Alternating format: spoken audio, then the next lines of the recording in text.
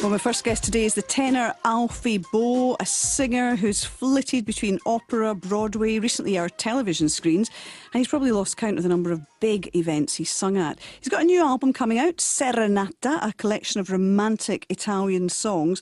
And in fact, he and I spoke before when he joined me in the BBC Scotland Mini Bagel, our outside broadcast camper van. This was straight after he'd sung on stage at Proms in the Park at Glasgow Green last year. So I reminded him of this when we did a wee catch-up just before we came on air. And it turned out that not everyone had admired his natty leather jacket as much as I had. I got a lot of criticism for that as well, for wearing a leather jacket. Alfie Boe in his leather jacket. It was very cool. How dare he? But it was freezing. I know. It was freezing cold. It was raining, blowing a gale.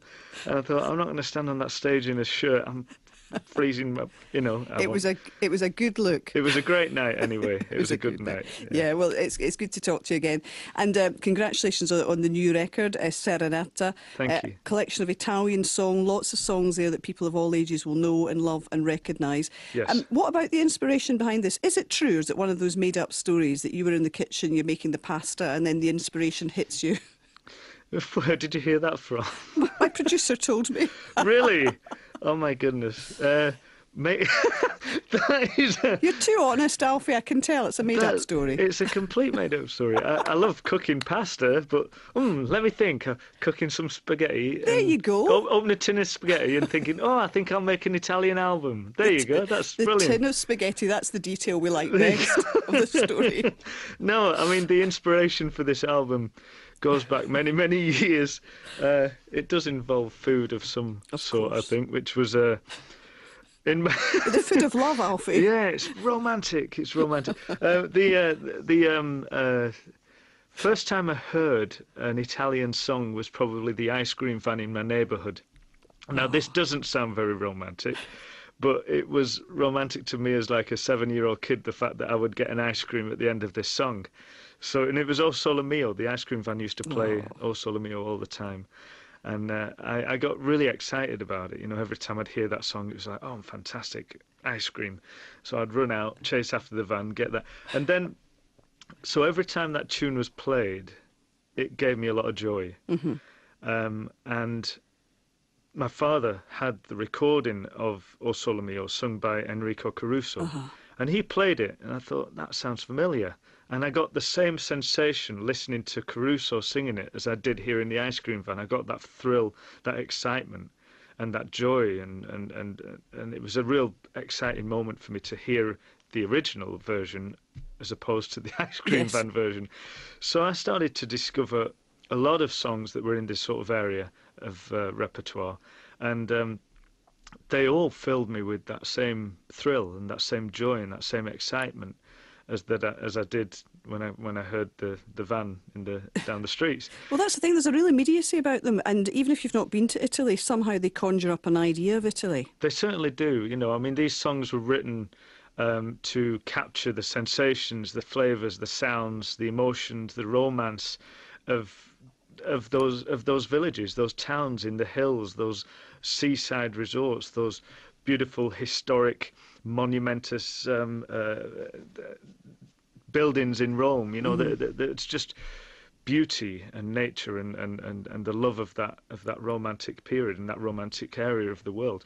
And when you were young, listening to your dad's record collection, particularly, you know, Sole Mio and that incredible voice of Caruso, at that point, would you, whether you knew some words of the language or not, would you try to sing along at that point? As a kid, I didn't really understand what I was singing about, only that it gave me a lot of excitement, you know. And when I was at music college, I learnt that the first thing that you should study, the first thing that you should understand when learning a song, no matter what language it's in, even if it's in English, is basically the sentiment behind the song, what you're singing about, why you're singing, what emotion you have to put across. You know, that's the most important thing to learn when you tackle any song. Yeah. And so that's the thing I started to study when I was taking on these songs. Is what the songs were about, the history of the songs, where they came from, to really embody the nature of the music. Well, I'm going to play Serenata Celeste. So how should we feel here? What's the vibe of this one, Alfie Boe? This is it's basically Serenata is like a serenade, and Celeste means heavenly, so a heavenly serenade. So it's beautiful. It's just romantic. It's got this gorgeous air about it, and it's all about romance. It's all about wooing your partner. Here it is. Serenata celeste e nulla più. Serenata celeste e nulla più.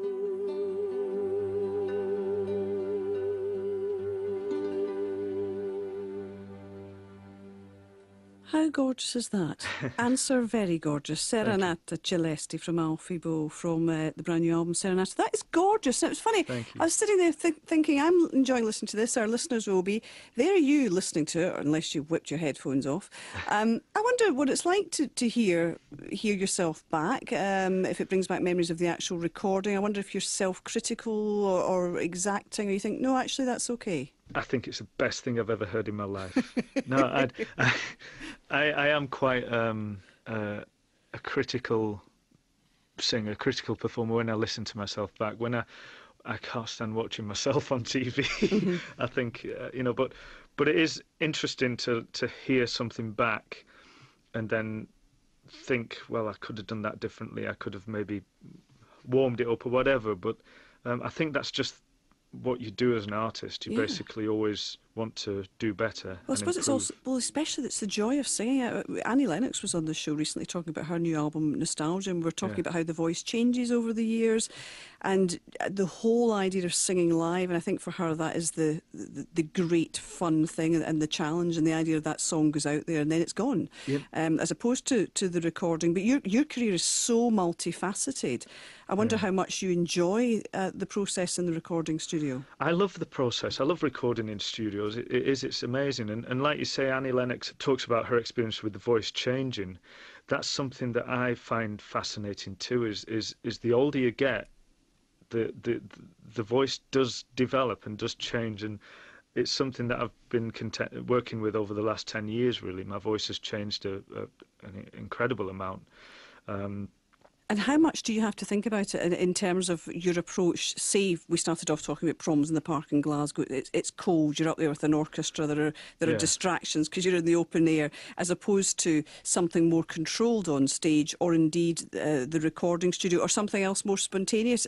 Is it a different approach you think about before you enter into the situation, or do you just kind of go with the flow? I think you have to. I mean, if you don't take on board the surroundings and whether it's cold or raining, then you're giving yourself problems. But the first and foremost thing that you have to do is just make sure that you're delivering the song properly, making sure that you're getting that sentiment over, doing the job, doing the song justice, doing yourself justice.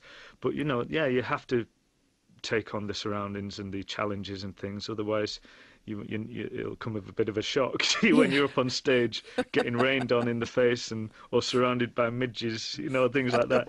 When you're doing those open air festival and you get those little insects flying around on stage, or is it maybe just me that gets them? No, in fact, I just get I've witnessed the BBC Scottish Symphony Orchestra outdoors and being bitten by midges as they play. That's no fun. Swallowing one is the worst while he's singing. Oh my word! Has that happened to you? Oh yeah, many times. You just have to cough through it, or just ignore it, swallow it fast, and then carry on singing. See, that's the sort of thing that wouldn't happen to you on the Amalfi Coast. Although you might get the mozzies, actually. Yeah, exactly. Yeah. When you're singing these songs. I'm wondering if that story about swallowing a midge is in your autobiography. It's quite something to be so young and to write your life story. I know. I found that a bit odd, to write an autobiography at the age of... I wanted to write... when I wanted to write a book about myself, I thought I would be in my 70s or 80s or something like that. But no, to do it at the age of 30, I don't know, 38 was I? Yeah. 37, 38, something like that. I'm not that age now, by the way. You're a year older or something. You're ancient. I've gone past the 40 mark, so but it was it was an unusual thing to be asked to do, to write an autobiography. But the thing is, your story is like something out of an opera, you know, and you've been in Desert Island Discs, and I'm sure many people listening will have read the book, but it is an extraordinary story of your journey, Alfie Boe, you know, and working in the car factory and all that stuff, and going to the Doyley Cart Company and training, and all of the things that you've had to kind of battle with too, in terms of coming up through a slightly unconventional route. Yeah. I think for a generation coming up behind you, that is inspiring, actually. Well, for me, it was personally at that point, you know, throughout all that stuff. I mean, it was my life. It was what I was living. You know, people say it was a romantic and quite a operatic and dramatic time, you know, a story that I've got. But when you live in it, it's life. It's what you have to deal with. It's real for me. It was real for me being homeless. It was real for me going hungry. It was real for me working all hours God sends to become a singer and all that sort of stuff. And I was living those moments, so they weren't embellished with any golden glow. Is it too trite to suggest that having lived that life, though, that makes you a better singer? I think if you come through it and you're determined to become a better singer, I think you can go through anything. I think, you know, I mean, I'm always wanting to improve. I don't sit back and think, right, I'm a great singer, I can sit back and relax and carry on the job and do it. I think I've got so much to do and so much to improve on. I don't really want to be so blasé and think I can sit back on my laurels and you know, just carry on the way I am. I want to get better, and I want to achieve more, and I want to sing better, perform to as many people as I possibly can, and keep singing until I'm in my late years. You know? And it's interesting to think about you and maybe somebody also like Catherine Jenkins, who, you know, big popular singers with lots of albums, and this album, as I say, a very popular one, going back to these brilliant older Italian songs that so many people will know. And then there's a chance that folk will come and see you in other things, and then maybe possibly get turned on to opera or the recital stage and all of that. Do you think about that in terms of your career? And you're doing what you want to do, which crosses all sorts of boundaries. But do you like the idea? Is it something you think about maybe sort of breaking down some of those barriers for the audience? You know, a lot of these things I've done have happened naturally. A lot of these projects that have come across my path have happened spontaneously, and I've taken them on as best I can and done my little mark, my little sort of stamp on all the projects that I've been involved in, like the Les Miserables, like the contemporary rock side of my repertoire that I've done. But my heart really lies in the classical stuff. That was what I studied. That was how I trained to sing. But when I stand on stage and I look out into my audience, I see my classical audience. I see my musical theatre audience, and I see the audience that likes me singing more of the contemporary stuff. So I do have a responsibility to 3 different areas of people, young and old, you know, different age ranges as well now. It is nice to have that ability to present different styles to different audiences, and that's what I mean by crossover. It has nothing to do with the repertoire, it has to do with the audiences. Absolutely. Crossing over the audience. Right, I'm going to play another track from the album. It's just great fun. Mambo Italiano. Okay. You have to get moving to this one. Is this difficult to sing, though? It's got a lot of text in it, and you do, you know, it has a very popular contemporary feel, but it is a great song it's a fun song to sing live. You know, I love to play around with the rhythm of it a little bit, and it was thrown on the album as a bit of a light-hearted song, because the rest of, you know, quite a lot of the album is a romantic Italian structure, but this one has its own romance in its own way. Here it is. È ritornato a Napoli venendo dall'America. Cosa mambo italiana. Fantastic Mambo Italiano, Alfie Boe. I'm not surprised you're laughing. As you say, there's a lot of text there to get your tongue around. It's a bit of fun. It's a good exercise. Yeah, I'll bet. I'll bet. It's interesting you were talking about, your training and that whole classical background. Because is it true that you worked with Scottish Opera back in the day? I did, and I'm still recovering. No. Was this going round Scotland in a van? It was great. It was one of my first jobs out of music college, and I loved every minute. My heart really is still in Scotland with that company. They looked after me so well. We did a production of Don Donizetti's Don Pasquale, and we went around the Highlands and the Islands of Scotland, performing in small theatres to church halls to town huts and things, and it was a great experience because you didn't know what to expect from one night to the next. You could be playing a 500-seater theatre, and then the following night be in a little school hall with kids at the front row, no further than 2 or 3 feet away from you, eating bags of crisps and popping open cans of sodas and things. And so while you're singing an Italian song, while you're singing like an operatic aria, you'd hear this can of Coke just open or something. That's quite good, though. That's the way it should be, isn't it? I mean, it's fine to have the kind of stillness and the good behaviour, but actually you just want people to be in the moment, actually. Absolutely right. Absolutely right. So spot on there. I mean, I think that this music is, classical music has been, does get sort of a bad rap as far as it being elitist and all that. But that's not what it was about. Everybody should enjoy it, from young and old. We even had a dog in the audience, and that started howling along at one point. So I mean, it's great. It's great to experience as a young singer to do that. That's what I think these young artist programs at opera houses should do more of.